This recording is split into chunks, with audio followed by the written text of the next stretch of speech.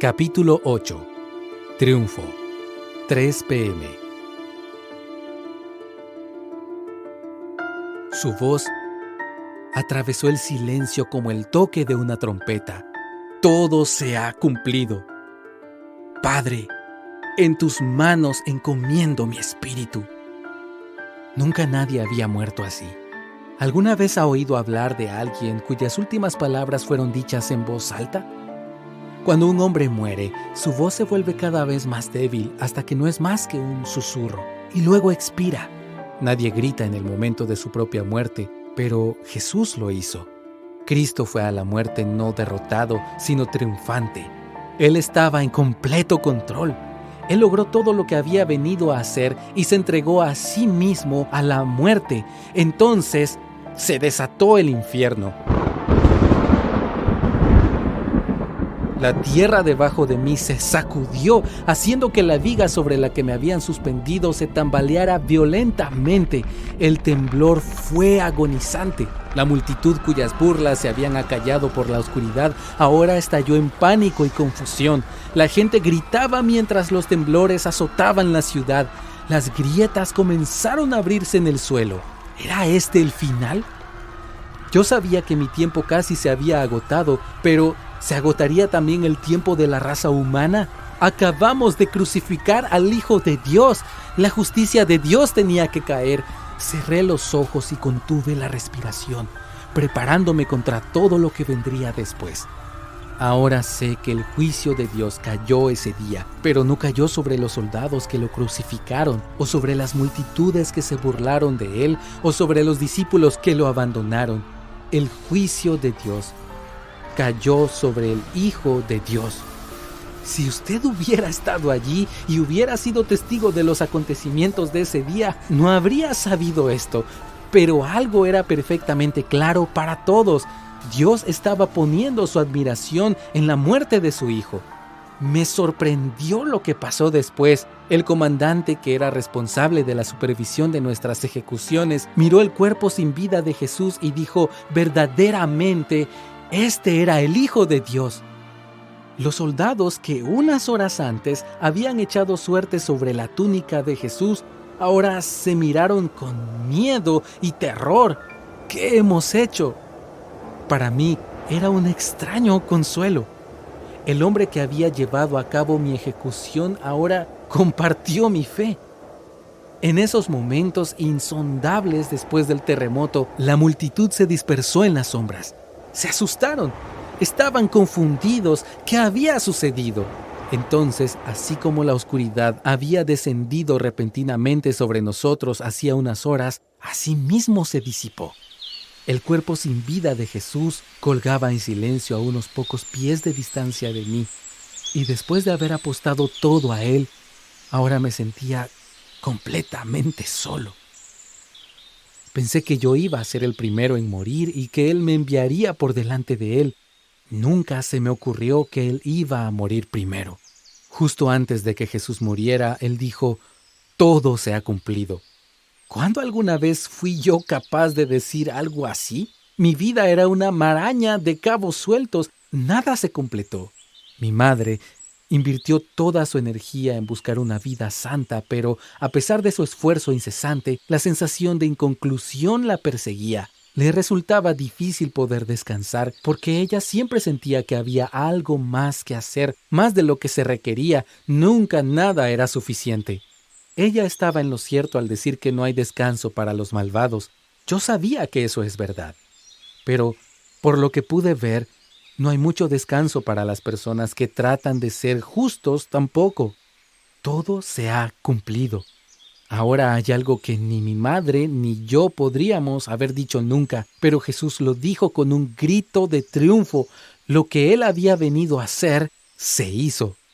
Pero, ¿qué se había cumplido? ¿Qué había logrado él?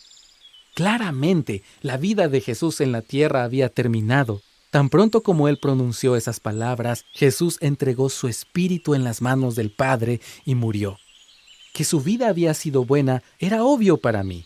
Aun cuando estaba en la cruz, yo sabía que él era un hombre justo y que él estaba sufriendo injustamente. Por eso dije: este hombre no ha hecho nada malo. Al estar con Él en el cielo, ahora veo que Jesús hizo todo lo que Dios nos llamó a usted y a mí a hacer en la tierra. Él cumplió con todos los mandamientos, Él amó a Dios con todo su corazón y amó a su prójimo como a sí mismo. Lo hizo por completo, consistentemente y sin siquiera una sombra de duda. Su vida fue una fuente ininterrumpida de amor y fidelidad ofrecida gozosamente a Dios. Yo estaba muy lejos de ese objetivo.